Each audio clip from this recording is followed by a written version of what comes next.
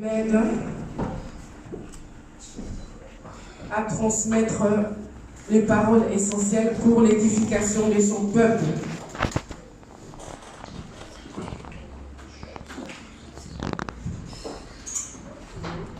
Vous savez, bien aimés, nous allons rentrer tout au début. Au commencement, si nous lisons le commencement au début dans la Bible dit que Dieu avait créé l'homme à son image et sa ressemblance. Donc, cela veut dire que Dieu créa l'homme à son image et à sa ressemblance. Je vais souligner un peu l'image et la ressemblance. Quand nous parlons de l'image, par exemple, si tu parles d'un thème ou tu parles de quelque chose, ou bien s'il y a quelqu'un qui dit « j'étais parti en vacances » ou bien « je vis ceci », tu peux lui demander « est-ce qu'il y a des images ?» Tu as des images, donc tu réfères en fait de demander « est-ce que tu as des photos ?» Donc le physique, tu parles du physique. Et après, la deuxième partie de cette phrase, selon notre ressemblance. Donc là, tu réfères. Quand on dit qu'un enfant ressemble à son père ou à sa mère, cela peut référer les deux. Donc il ressemble à sa mère ou son père. Cela peut référer donc l'apparence, le physique, mais cela peut référer aussi le caractéristique de son père ou bien sa mère, à la façon qu'il se comporte et à la façon que, donc sa façon de vivre, sa façon de réfléchir, sa façon d'agir. On peut constater, on peut dire, en tout cas cet enfant vraiment, la façon, ou bien même la façon de marcher, la façon de parler, on peut constater que cet enfant ressemble à son père et sa mère. Amen, hein? Amen. Et si nous lisons dans l'épître de Genèse, Genèse 1er, le verset 26, c'est là où est écrit cet verset que je suis en train d'expliquer.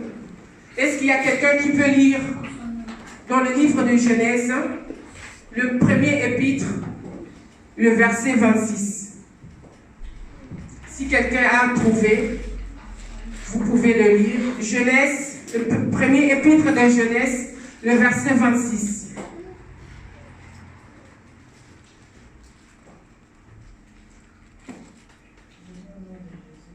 Amen. Puis Dieu dit, faisons l'homme à notre image, selon notre ressemblance, et qu'il domine sur les poissons de la mer, sur les oiseaux du ciel, sur le bétail, sur toute la terre et sur tout reptile qui ramène sur la terre. Amen, amen. Merci, ma soeur, tu peux t'arrêter là-bas. Amen, amen. Là, je vais encore souligner là où la Bible dit que Dieu a créé l'homme selon son image et sa ressemblance. Je veux un peu souligner là. Donc, si Dieu nous a créés par son image et sa ressemblance, ça veut dire, tel que tu es là, beau ou belle que tu es, Dieu a créé, donc Dieu t'a créé par son image et par sa ressemblance. Donc cela veut dire que Dieu a trouvé parfait la façon que tu es. Donc ton image et sa ressemblance, cela reflète à Dieu. Donc Dieu, comme David a dit dans un des psaumes, tu m'as créé une créature merveilleuse. Amen, amen. Amen. Donc Dieu est créé parfaitement par l'image et la ressemblance de Dieu. Et cela veut dire, quand Dieu t'a créé par son image et sa ressemblance, ça veut dire que tu es un copie de Dieu. Tu es semblable à lui. Donc ça veut dire que tu es aussi un Dieu. Donc cela veut dire que la Bible dit, il ne dit pas selon mon image et ma ressemblance, il dit selon notre image, selon notre ressemblance. Donc c'est la Sainte Trinité. Cela veut dire que tu penses selon Dieu. Tu parles comme Jésus et tu agis selon le Saint-Esprit de Dieu parce que Dieu t'a créé selon l'image et la ressemblance de lui-même. Amen. Et un peu plus loin, nous allons descendre un peu, toujours dans l'épître de Genèse. Le premier épître, toujours, le verset 31. Est-ce qu'il y a quelqu'un qui peut lire? Donc le même épître. Je lis au nom de Jésus. Amen. Dieu vit que tout ce qu'il avait fait, et voici, cela était très bon. Amen. Merci beaucoup. Merci beaucoup. Dieu a vu que ce qu'il a créé était bon, bien-aimé. Toute chose que notre Dieu avait créée, c'était bon. Cela veut dire, quand Dieu nous avait créés, on était bien. La Bible est claire. Amen. On est créé par son image et sa ressemblance. Donc être comme de Dieu, comme de copie de Dieu parfait, parce qu'il dit plus loin que toute chose qu'il a créée était bonne. Donc on était parfait dans l'image de Dieu. Et dans cette ressemblance-là, Dieu a donné en fait toutes choses bien-aimées. Et dans tout ça, je veux souligner que Dieu, c'est un Dieu qui gouverne, qui domine. Cela veut dire aussi que Dieu nous a donné la capacité de dominer comme lui-même il domine. Il nous a donné la capacité de dominer, pas que quelque chose d'autre puisse nous dominer. Amen. Amen, bien-aimé. Donc c'est quelque chose, si il y a des problèmes dans la vie, il faut toujours aller aux sources. Il faut toujours retourner aux sources. Parce que c'est comme si, quand tu coupes un arbre, par exemple, si on voit que arbre, moi, c'est foutu, il ne porte plus de fruits, si tu lui coupes au milieu, il est toujours capable de repousser.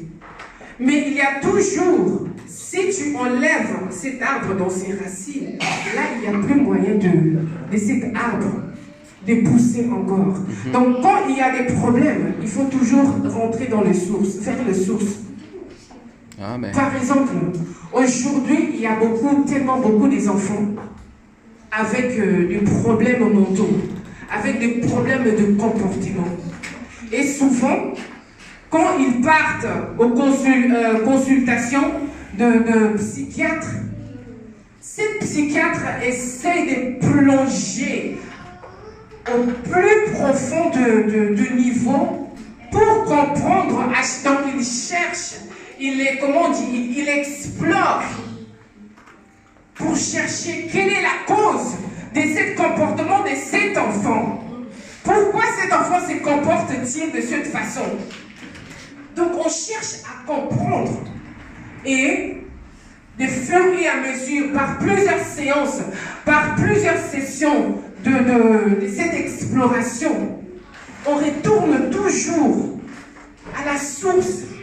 Qu'est-ce qui s'est passé en fait que cet enfant puisse se comporter pareil? Qu'est-ce qui s'est passé? Qu'est-ce qui s'est passé? Et à travers des conversations, parce qu'au début, ce n'est pas toujours facile pour l'enfant de dévoiler toutes les choses. Parce qu'il y a parfois des enfants qui sont traumatisés, ils ont été abusés par leur oncle, par un ami de la famille, ils ont été maltraités dès le bas âge, ils ont connu beaucoup de traumatismes qui a fait qu'un enfant puisse se comporter de telle manière. Donc il a eu une sémence au début, au commencement, qui a produit en fait le comportement de cet enfant. Donc il y a eu une sémence qui a été sémée, qui a eu accès d'entrer dans la vie de cet enfant, ou bien de chaque personne, en fait que cet enfant, ou bien parfois quand nous voyons certaines façons que quelques personnes se comportent, c'est parce qu'il y a quelque chose qui s'est passé. Il y a quelque chose qui s'est passé qui a fait que certaines personnes qui se comportent, la façon qu'ils se comportent, est-ce que je me fais un peu comprendre? Je me fais comprendre. Amen. Et c'est ça aussi que nous, les parents, notre devoir, c'est pas facile. Mettre un enfant au monde, c'est autre chose que qu'on la moine. On peut bien mettre un enfant au monde. Tout ça, c'est bien. Mais le parcours qu'on doit faire avec nos enfants, c'est ça qui est plus pénible. Parce que, comme étant le parent, c'est notre honneur d'avoir des enfants qui se comportent bien, qui ont une bonne vie et qui atteignent en fait leur destinée, duquel, quand ils grandissent, tu fais un peu l'analyse par rapport à leur éducation et par rapport aussi à leur parcours. Tu te dis quand même, en tout cas, je me suis battue pour mon fils, je me suis battue pour ma fille, pour Akoma Moutouboui. Donc on fait de nos mieux, comme étant parents, de donner une bonne éducation à notre enfant. Parfois, bon, on peut avoir un peu de problème, tu peux faire de ton mieux, tu peux faire toutes choses, tu peux te sacrifier, tu peux te plier en plusieurs, je ne sais pas, parties. Tu peux te battre vraiment, tu te dis, mais je me suis battue, je fais tout pour cet enfant, mais regarde les résultats. Regarde les résultats. Malheureusement, il y a aussi les racines, les mauvaises racines, duquel nous battons tous les jours, ces réclamations, ces condamnations aussi, qui s'élèvent, qui sont suspendues, duquel nous connaissons pas toutes choses. Il y a des choses que nous connaissons. Parce que ce n'est pas toujours que les enfants reflètent directement le comportement du maman ou bien du papa. Parfois, ça peut être d'un oncle, d'un grand-père, d'une grand-mère, d'un ancêtre là, duquel on se souvient que non, yo oncle, ton grand-père là, le grand-père de ton père là, il était pareil. Là, ce sont des liens. Donc, il y a les physiques, il y a aussi les spirituels qui ont leurs fruits. Et c'est à travers, parce qu'il y a parfois, quand il y a quelqu'un qui est mal éduqué, il y a des gens qui sont impolis. C'est non une caractéristique qui n'est pas vraiment présentable, qui n'est pas vraiment bonne. On réfère toujours aux parents. Là, ce sont les parents qui sont insultés. Mais parfois, bon, ça peut être un enfant qui a souffert. L'enfant peut être grandi chez les oncles, chez une tante. Et à cause des circonstances de la vie, peut-être l'éducation a été bonne, mais certaines circonstances ont fleuri cette impolitesse, cette mauvais comportement. Donc, c'est dès le début que nous devons faire, nous comme étant les parents, on doit faire vraiment l'effort de bien éduquer nos enfants. Et là, je me reproche moi-même aussi toujours présenter les enfants à Dieu. Parce que le plus grand cadeau comme étant parents qu'on peut donner à nos enfants, c'est dédier nos enfants à Jésus. Comme maman, tu avais dit l'autre fois, pendant que nous étions en train d'intercéder, nos enfants, nous devons vraiment... Donc nos enfants, comme l'exemple que tu avais donné hier, qu'il y en a qui obéissent leurs parents à une façon, vraiment tu te dis, mais... Donc, et ça, voilà, leurs parents sont devenus comme des dieux pour eux. Donc, ils se voient comme si, en tout cas, aujourd'hui, si mes parents meurent, je suis fini.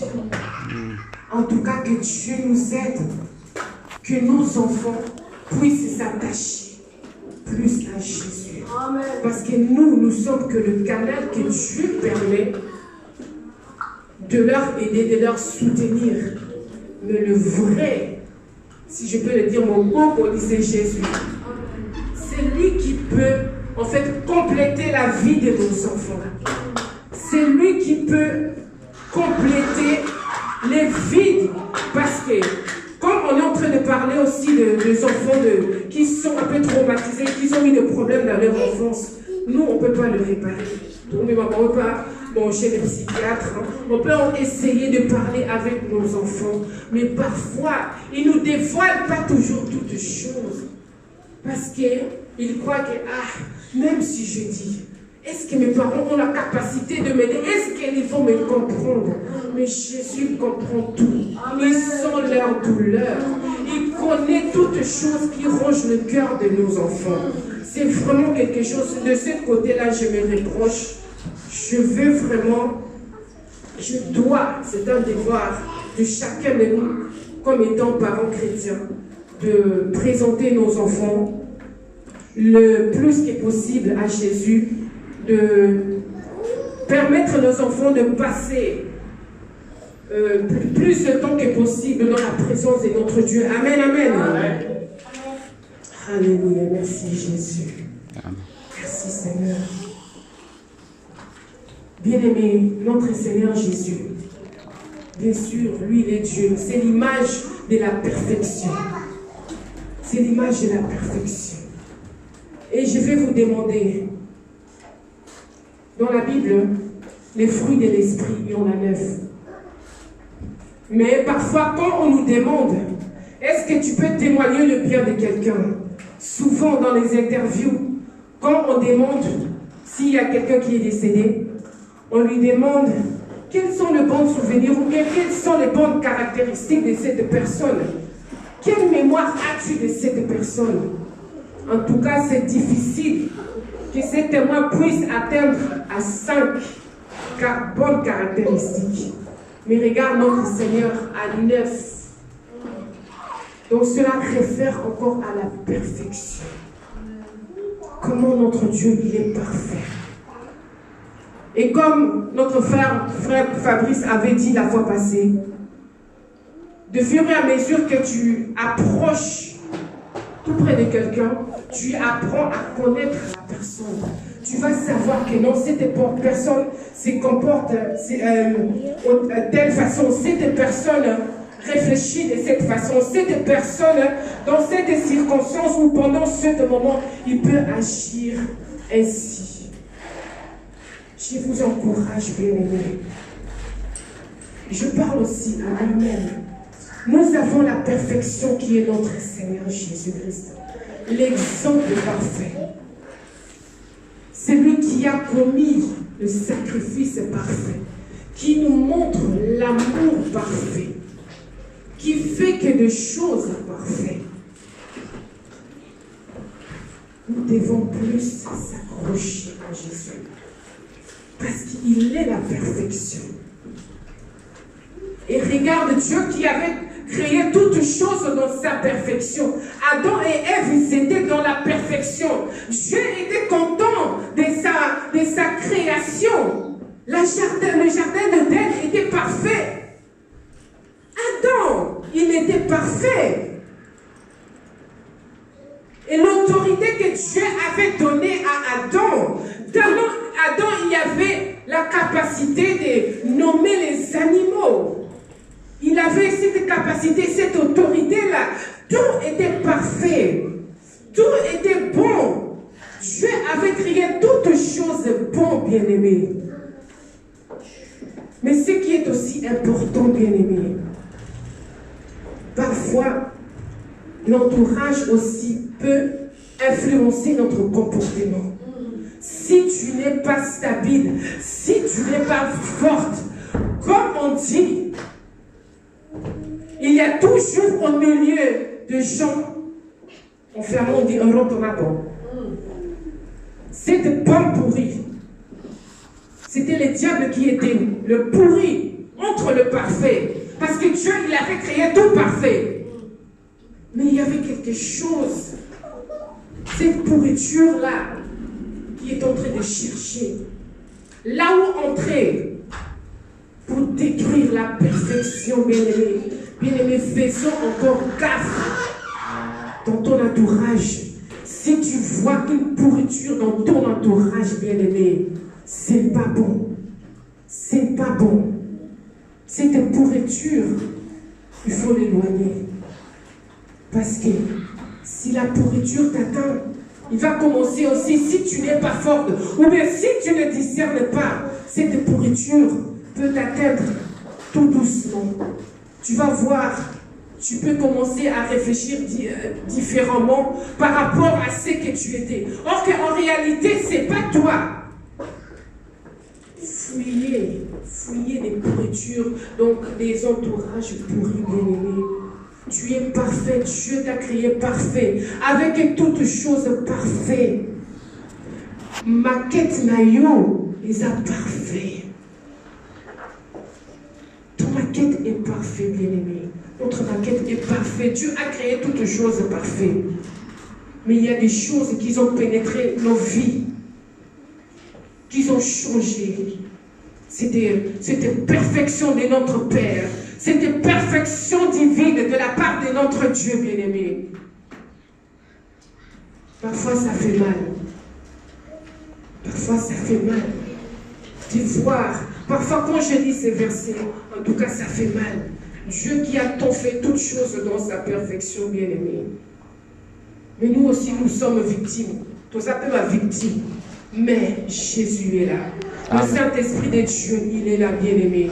Qui nous délaisse jamais. Il nous abandonnera jamais. Parce que lui-même, il nous a promis que tous les jours de votre vie, je serai avec vous tous les jours jusqu'à la fin du temps, bien-aimé.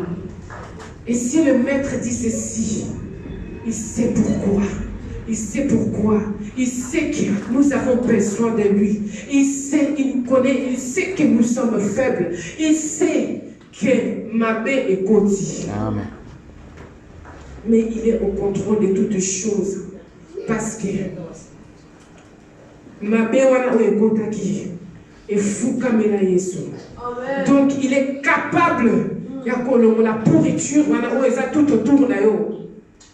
Ce qui fait que tu puisses dérailler du chemin de Dieu parfois. Ce qui fait que tu puisses te comporter différemment. Tu puisses agir à l'opposé par rapport à la parole de Dieu. Que Dieu nous aide aussi à discerner cette chose, à reconnaître ces choses qui nous fait dérailler de temps en temps de son chemin. Amen. Et que devons-nous faire, bien-aimés? Nous allons lire dans l'épître de Jean, Jean 15, verset 5. Est-ce qu'il y a quelqu'un qui peut lire?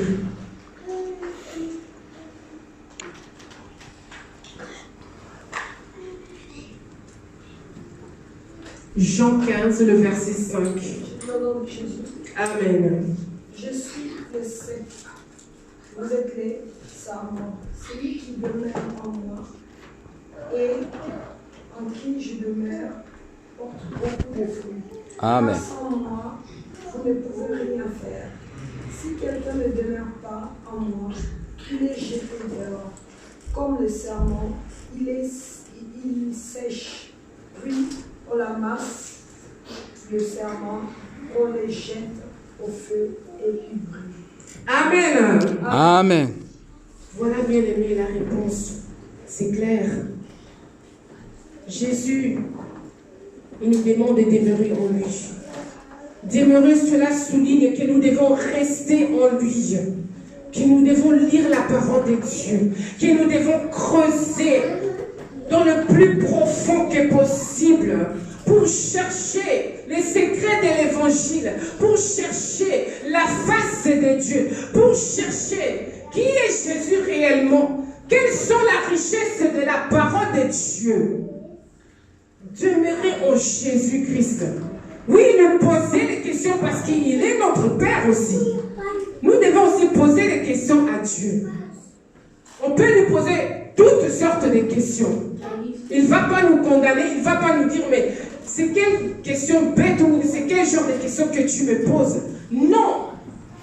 Il aime plutôt qu'on lui pose ces questions parce qu'à travers de ces questions, on aura des révélations, à travers de ces réponses. C'est à travers de cela aussi qu'il voit que nous sommes en train de chercher sa face. Donc c'est que Jésus dit, lui qui est l'arbre, nous sommes les branches, comme on dit en néerlandais, des takken. Heilstam weisen de tak.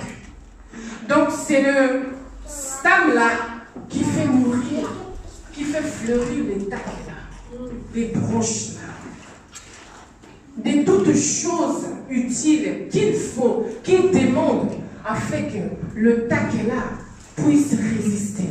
Pendant qu'il pleut, pendant qu'il neige, pendant qu'il y a des vents pétueux, pendant toutes sortes de difficultés, si nous sommes attachés à cette branche-là, bien-aimés, cette branche-là, ce qui est déjà, donc on peut le référer à quand tu bâtis ta vie sur les rochers, ce qui est Jésus-Christ. Quand tu bâtis sur Jésus-Christ, tu es inébranlable. Quand les vents viennent, quand les ouragans viennent, quand le tsunami vient, tu resteras toujours debout. Parce que tu as battu ta vie sur le rocher. Les branches là que nous sommes, de cette stam-là. Cette stam-là, ce n'est pas un stam comme les autres arbres. C'est un arbre de vie. Donc nous, les branches là, il nous transmet la vie. Il nous transmet la bénédiction. Il nous transmet des vitamines. Il nous transmet le soleil. Il nous transmet le bonheur. Il nous transmet ce que lui-même il est. Notre Seigneur Jésus, bien-aimé, c'est vraiment important. Et c'est cela aussi, c'est à travers de cela que nous pouvons faire fleurir les fruits de notre Seigneur. Parce que lui qui est déjà parfait, lui qui est cette tronc, cette stam-là, quand nous sommes attachés à lui, c'est à travers de cela, à son temps. C'est pour cela que quand le printemps vient, nous voyons des fleurs qui commencent à fleurir. Nous voyons qu'il y a des fleurs de toutes sortes de couleurs qui commencent à fleurir, bien-aimés. C'est pareil. Quand nous sommes attachés à notre Seigneur Jésus-Christ, nous sommes nourris de toutes vitamines essentielles. On fait que tous les fruits semblables à lui puissent être fleuris. Est-ce que je me fais comprendre, bien-aimé? Est-ce qu'il y a quelqu'un qui comprend la parole de Dieu? Amen. Alléluia. Merci, Seigneur. Et les fruits qui se produisent, bien-aimé, ce n'est pas dans un coup, ce n'est pas dans un clin d'œil que non, tu t'attaches maintenant, tu prends la décision de t'attacher à Jésus-Christ aujourd'hui et demain directement tu as l'esprit. Non. Je vais rapidement donner quelques exemples. Je vais souligner une fruit de Dieu qui est très important dans la vie d'un enfant de Dieu. La patience. La patience. Si tu as la patience, tu vas aussi persévérer. Et la persévérance est la meilleure qualité d'un chrétien. Nous devons persévérer, bien-aimés. En tout cas, que le Saint-Esprit de Dieu nous aide à persévérer. Je vais donner rapidement, je vais rapidement donner 3 exemples dans la Bible des hommes qui ont été patients, qui ont persévéré pendant les moments de douleur. Alléluia. Pendant que le Seigneur leur avait promis, le Seigneur avait déjà prononcé cette promesse, bien-aimée. Combien, alléluia, parmi nous, n'y en a-t-il pas? Alléluia, combien de fois, même moi-même, le Seigneur a parlé, tu auras ceci, ceci, ceci. Mais on devient impatient. Zambé, combien de temps encore? Je suis fatigué. Tu avais parlé, tu avais promis. On se fatigue. On commence à râler, à bouder. On commence à murmurer, mais jusqu'à quand on doit encore attendre cette promesse? Bien-aimé, c'est très important d'avoir la patience. Comme étant un enfant de Dieu, comme étant chrétien, nous devons vraiment avoir la patience. C'est un des fruits vraiment très capital d'un enfant de Dieu. Prenons l'exemple d'Abraham. Bien-aimé, nous tous nous connaissons l'histoire d'Abraham. Dieu avait parlé. Dieu avait parlé du fils et promesses pour Abraham. Et regarde tous ces temps-là que Abraham a dû patienter. Tous ces temps, toutes ces années. Bien aimé, si c'était moi et toi, tous ces années, bien aimé, qu'Abraham a patienté, qu'il a persévéré, qu'il n'a pas abandonné les seigneurs. Il a patienté, bien aimé, c'est douloureux. C'est facile de le dire, c'est facile de le dire, bien aimé, mais c'est douloureux. Et ce n'est pas facile qu'un enfant de Dieu puisse fleurir cette fruit qui est la patience. C'est très difficile. Prenons encore l'exemple de Moïse, 40 ans dans le désert, bien aimé. Nous savons tous, quand tu passes à travers le désert, comment c'est pénible. Dans le désert, il fait chaud. Il y a la sécheresse, il y a des épines. Il y a des pleurs. Il y a des angoisses. Les amertumes. Encore, Dieu lui utilisait pour délivrer son peuple. Mais ces gens-là qui murmuraient contre Moïse, bien aimé, c'est pas facile. C'est pas facile. C'est facile de dire il faut avoir la patience, mais c'est pas facile pour atteindre, pour faire croître cette fruit, c'est pas facile. Mais Dieu est toujours là, bien aimé. Pour vous encourager, Dieu ne nous abandonne pas. Il est toujours fidèle. Abraham, Moïse, ils étaient que les hommes comme nous. Ils étaient que les hommes comme nous. Nous aussi, Dieu nous a déjà créés parfaits. Nous avons toutes ces capacités en nous. Mais ça prend du temps. Il faut la patience et la persévérance pour atteindre la promesse. Amen, amen. Amen. Alléluia. Job, bien aimé, nous connaissons encore un exemple pénible. Perdre ses enfants. Être atteint par les ulcères, ses plaies, tout son corps. Pendant beaucoup de temps, bien aimé. Mais Job, il a patienté. Ce n'était pas facile. Malgré les épreuves, il y a encore sa femme qui lui dit « Ah, mais abandonne seulement, c'est Dieu. Réunis seulement. » C'est pareil dans notre entourage aussi. Il y a parfois des gens, toi tu peux croire en Dieu, attacher tes pensées à Dieu. Tu te dis non, je crois à mon Dieu. Je sais que mon Dieu, il est fidèle. Je sais que mon Dieu est capable de m'enlever toutes ces montagnes qui s'élèvent devant moi. Mais parfois, il y a des gens qui te disent, ah, fais seulement ceci, fais seulement cela. Ils te présentent en fait les chemins faciles. Or, pour atteindre certaines choses, pour atteindre cette patience-là, il faut passer par la persécution. Il faut persévérer, bien aimé. C'est pas facile. C'est pas facile. Et l'exemple parfait, c'est Jésus lui-même. Tous les jours,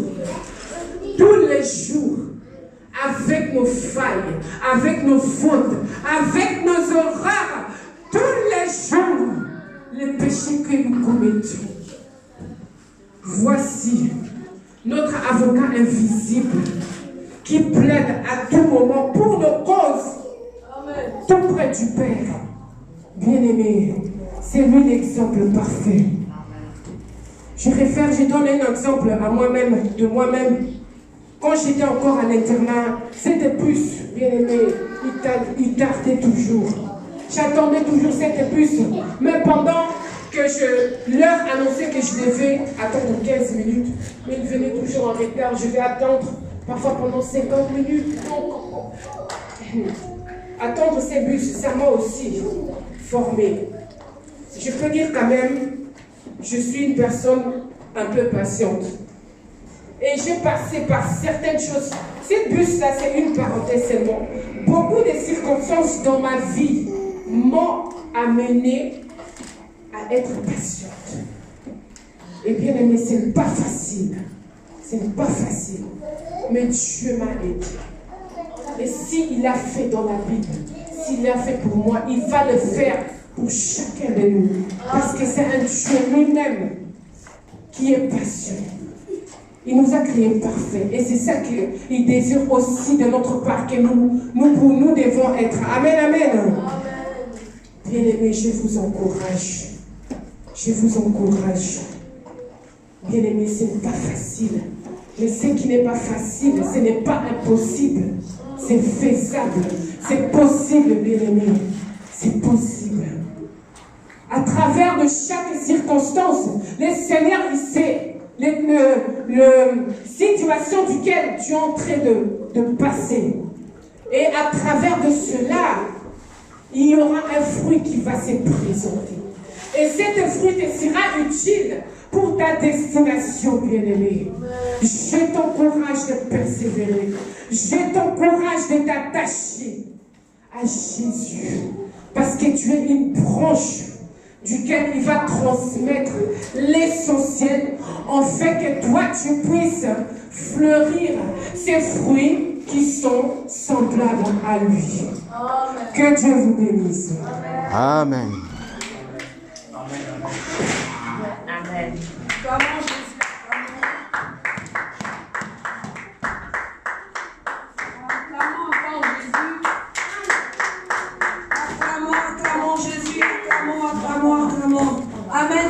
Amen, amen, amen. Je bénis le Seigneur pour la parole.